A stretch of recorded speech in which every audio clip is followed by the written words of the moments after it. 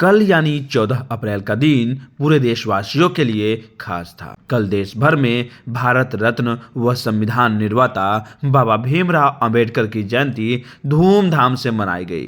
हर तरफ हर्ष और उल्लास का माहौल था। पूरा शहर जय भीम के नारों से गूंज रहा था और हर तरफ नीले झंडे लहरा रहे थे। हालांकि इस उत्सव को पातेपुर विधायक लखिंद्र पासवान ने भी खूब जोश और जुनून के साथ मनाया। यही नहीं, इस अवसर पर बीजेपी के सभी नेताओं और कार्यकर्ताओं के बीच अंगवस्त्र देकर उन्हें सम्मानित भी किया और उनके अंदर जोश भी भरा। साथ ही बीजेपी के सभी सिपाहियों के साथ बाबा साहेब को याद करते हुए उनकी प्रतिमा पर पुष्पांजलि अर्पित की और उन्हें नमन किया।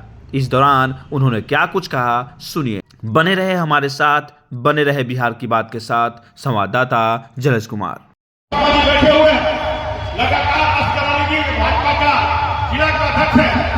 आपने चर्चा भी किया, एक गूगल पर जब जवाब गया उसमें लगेगा कि बाबा साहब भीमराव अम्बेडकर ने पहला जवाब दिया, इस्तीफा पत्र के लिखा, उन्हें लिखा, मैं स्वतंत्र भारत का प्रथम कानून मंत्री, भारत के संविधान निर्माता, इस सरकार में असहज महसूस करता हूं, इसलिए मैं इस्तीफा दे रहा हूं।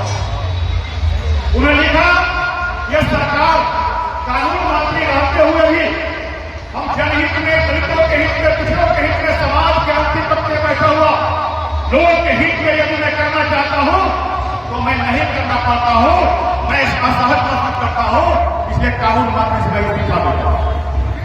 दूसरा उन्होंने लिखा कि मैं देश का बंटवारा नहीं चाहता था, मेरे मर्जी के विपरीत देश का बंटवारा किया गया। तीसरा उन्होंने लिखा था कि अखंड भारत है, या जम्मू कश्मीर पर धारा 370 लगे, इसका मैं मंजूर नहीं करता हूं। सरदार वल्लभ भाई पटेल जी ने भी गृह मंत्री रहते हुए इसका विरोध किया था और बाबा साहब ने विरोध किया कि जम्मू कश्मीर पर से धारा 370 नहीं लगे। कई विषय का उन्हें चर्चा किया, अपने चर्चा उन्होंने अपने इस्तीफा का चर्चा किया और बाबा साहब ने इस्तीफा दे दिया। उसके बाद भी आश्चर्य इस बात का होता है कि बाबा साहब को नहीं इस्तीफा देने के बाद बाबा साहब को लोकसभा से हराने की कोशिश किया गया।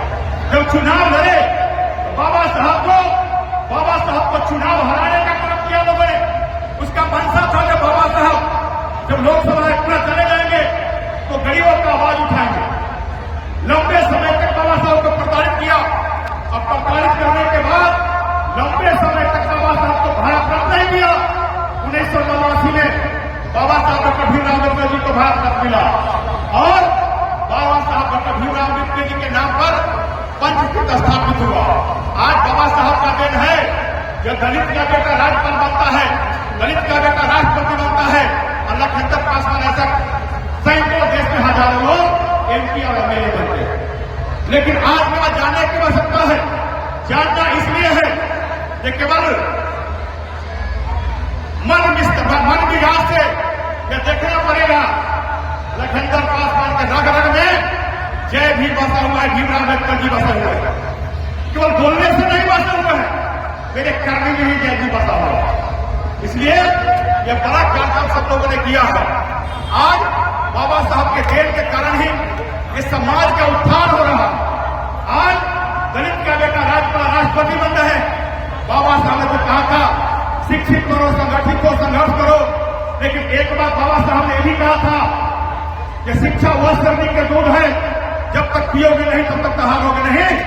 और एक हाथ में तलवार तो लेते हो लेकिन दूसरे हाथ में संविधान हमें यह सिखाती है, ये गरीबों देश के अपने बच्चों को पढ़ाओ और जो अधिकार आपके लिए संविधान में हमने लिखा है, जब तक अपने बच्चों को नहीं पढ़ाओगे तब तक आप अपने अधिकार के विषय में जानकारी नहीं होगा।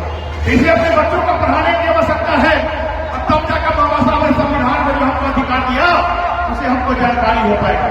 इसलिए आज अनावरण के शुभ अवसर पर संकल्प लीजिए कि हम लोग जो लंबे लंबे भाषण देते हैं, ये भाषण धरातल पर उतरे और हर गरीब अपने बच्चों को जरूर पढ़ाए।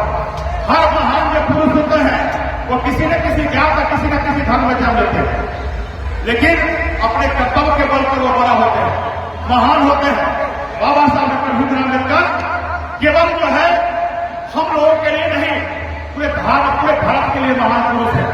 वह सब लोग के लिए पूजनीय है, सब समाज के लिए पूजनीय है।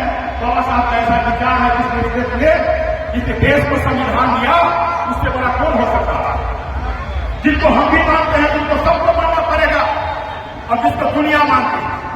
लेकिन हम शुभकामना देते हैं, धन्यवाद देते हैं आपके आज के आयोजक को। लेकिन दो हमारे मित्र हैं, एक मित्र है हमारे प्रमोद राम जी और दूसरा मित्र है हमारे सागर साहब, तो हमारे एक और मित्र है।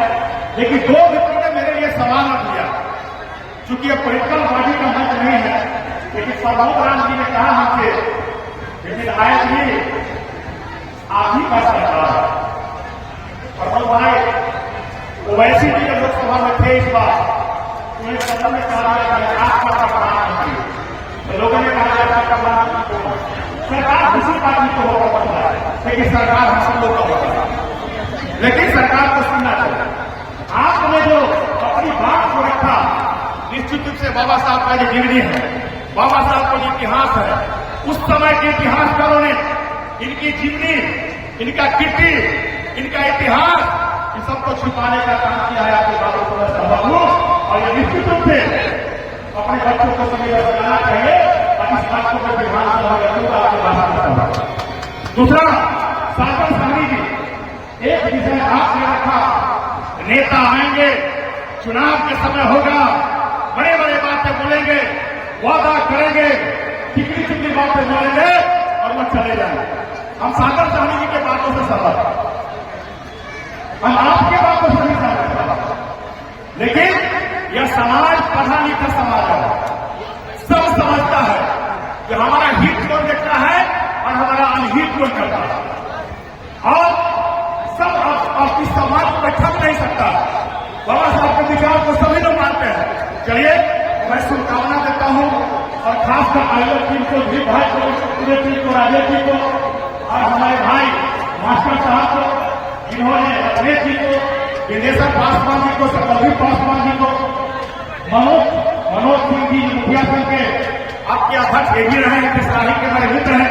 बड़ी मेहनत आप लोगों ने किया, आप लोग बड़ा कार्यक्रम किए हैं और जो कार्यक्रम का रूप आपने तय किया आने वाला समय में इसका और बड़ा रूप होने वाला और एक भव्यता के साथ से कार्यक्रम आप पात्रपुर में ऐतिहासिक रूप आप लोगों ने दिया है, इसलिए आप सबको बधाई है।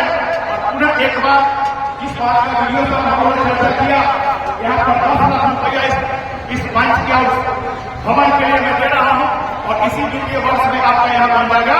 पुनः हमारा के चरणों में प्रणाम करते हैं और सबको शुभकामना देते हैं। और दिलीप भाई के साथ हमारे मुखिया जी को